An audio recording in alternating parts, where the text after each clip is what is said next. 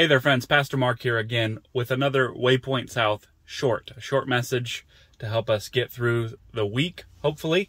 This week we've talked about the parable of the pearl of great price and the parable of the treasure that's found in the field. Matthew chapter 13, verses 43 through 46. Jesus tells two parables.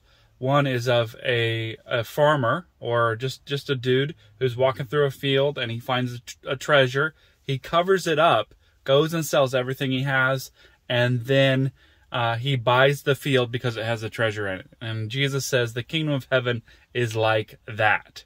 It's like something that we would be willing to give up everything else for. And then he tells another parable to reiterate what he just said. He says it's like a merchant, a guy who sells pearls. And he finds one pearl that's greater than all of them. And so he goes and sells all the rest of his stuff in order to buy that one pearl. And Jesus says that both of these things are like the kingdom of heaven. And this is not a salvation issue because salvation is free. We know that Jesus paid the price for us. So we didn't have to pay the price because we couldn't pay the price. And so salvation is by faith alone, not by works, so that no man can boast. But I believe these things are about the kingdom of heaven, which means that when we are saved, when we come to know Jesus, we realize things about him and his kingdom that we're willing to do crazy things for. So we realize that Jesus is precious and valuable. That Jesus, his kingdom, is precious and valuable.